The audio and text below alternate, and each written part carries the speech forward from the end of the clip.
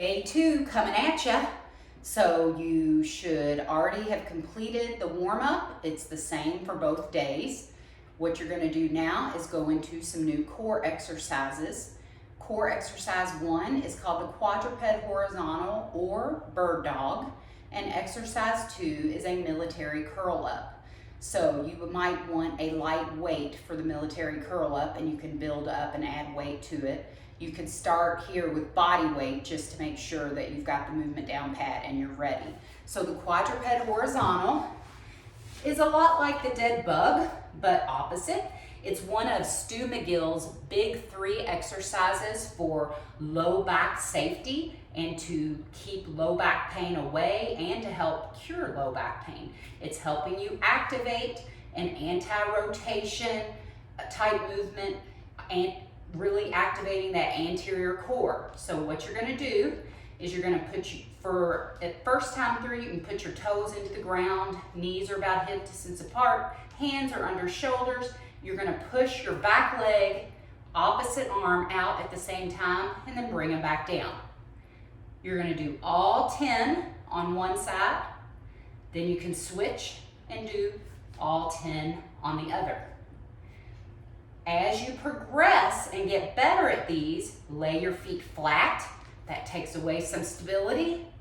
You really want to be feeling this in that core, thinking about not letting this canister or the length from your rib cage to your belly button get any different. So you've made it tight and you hold it there the whole time. Note that my foot is just going out back and my arm is out front. You're not lifting or pointing towards the sky. If you saw, my back and core gave way when I did that, so you're staying locked tight. For the military crunch, you roll over on your back. Your knees are over your hips. They're not curled up towards your chest, so they're over your hips. You're going to take your hands, reach out overhead to the ground, and then curl your shoulder blades up off the ground, reaching for your shins and feet. You're going to do that 12 times. If you feel ready, you can grab a weight, knees over the hips, and use that weight to help increase the challenge to your core. So when you lay back, that core is still staying tight, and then you're curling up, bringing the shoulder blades off the ground for 12. You'll run through that 2 times through that core circuit. For day 2, our next move is going to be a combination move. This is a move to help challenge your mind and your body at the same time. It's helping really use a lot of musculature at the same time to try to just fire up that metabolism and build some muscle. So we're going to do a combination move. I'm going to bend down and pick my weights up in a nice, strong, good posture. We're going into a dumbbell RDL, which we did on day 1, but we're going to pair it with a bent over row. So you're going to take your weights, run them down your legs to about knee, and then row, and then come back up. That's 1. Bend down, row, come back up. So you're hinging, sticking your butt back to the wall behind you, then you're standing tall in a plank. When you row, remember, you're thinking about moving your shoulder blades together, pulling your elbows up, and you're going to do that for 10 times. You're going to rest about 30 seconds to a minute and repeat that 2 to 3 times. All right, day 2, strength circuit 1 is a Zercher loaded or goblet loaded squat. Zercher means if you have like an odd shaped item or like your backpack full of weight, you would put your elbows here at 90 degrees, hold that backpack and squat it out. Or you could, if you have a barbell, it runs across the creases of your elbows for the same type movement, and then you're squatting down and coming back up. Also, if you have dumbbells, you would take your dumbbell, and this is what's called a goblet loaded position. You hold it here, pulling your shoulder blades down and back, arms down at our side, and then you would squat it out. So that's a goblet load. The second thing I have you doing here is a high to low band pull, trying to work on vertical pulling motion. I don't know what type of bands you have at home or if you can go up and get a hold of your mom's, but you've got a door anchor, you've got handles, and you've got bands that you can hook on each end of the handle. So how it works for a high to low row is you're gonna thread your bands through that anchor, through that door anchor. You're gonna hook one handle on one end with these two. Then we'll go to the other side and hook our handle to the other side. Then you would take your door anchor and you're going to throw it over the top of the door and close the door to you. So you'll probably have to go outside of the room you're in, close this in a door, pull the door to you, and then it'll be set up for your high to low pulls. And then we'll pair that with a mobility drill. So strength day 2, circuit 1, anywhere from 2 to 4 sets of 10 reps each. First thing you have is 10 goblet squats. Feet about hip distance apart, toes slightly out, just kind of getting a comfortable stance, keeping your back up, chest facing forward. You want to at least get to parallel.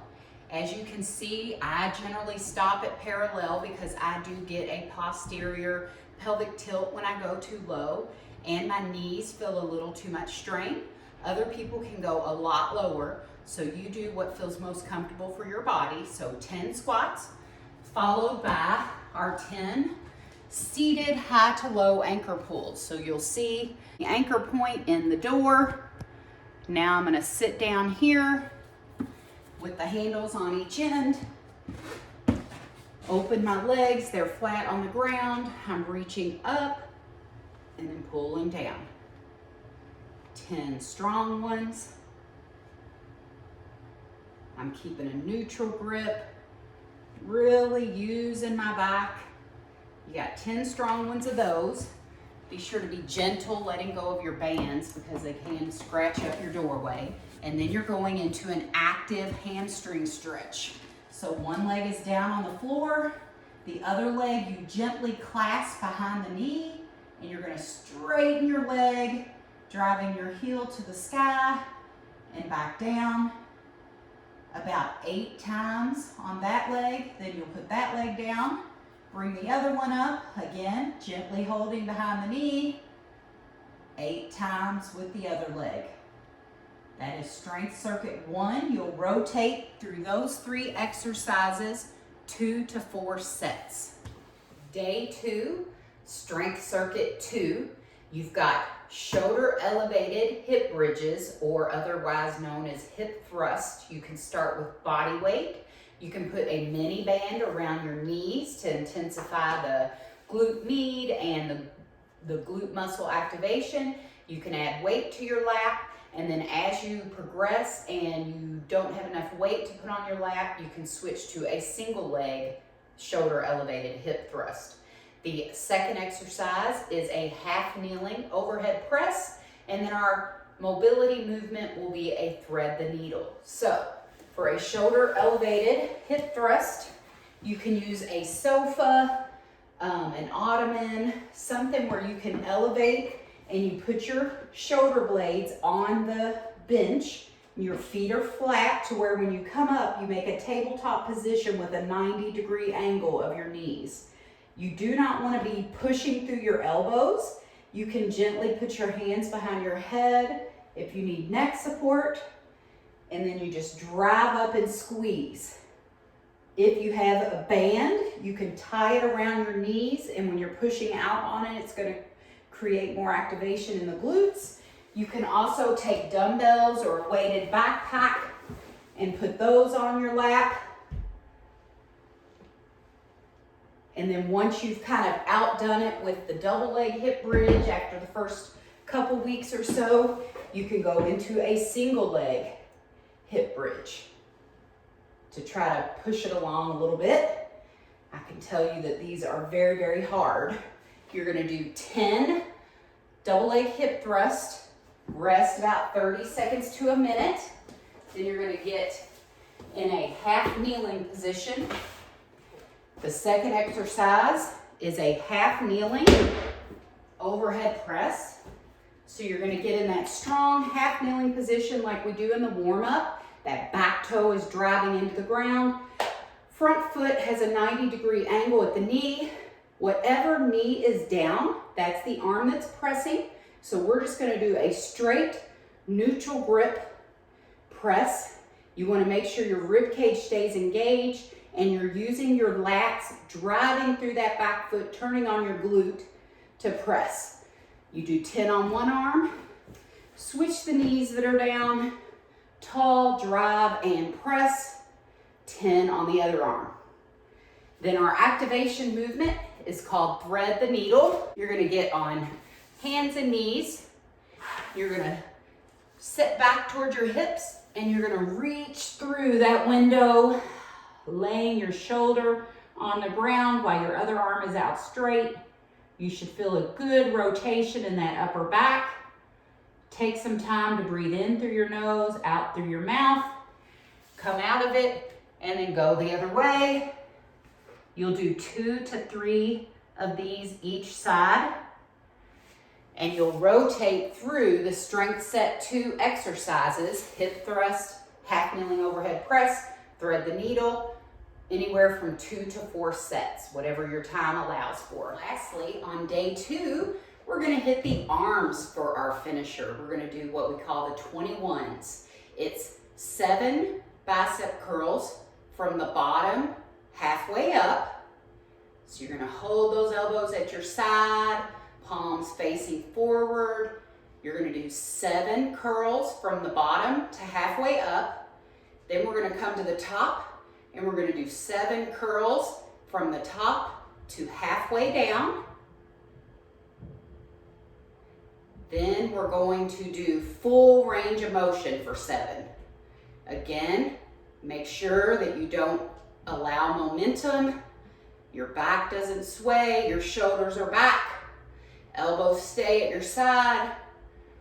So you've done 21, 7 from the bottom to halfway up, 7 from the top to halfway down, and then 7 full range of motion. Then you're gonna wanna rest about 2 full minutes and repeat that circuit again up to 3 times.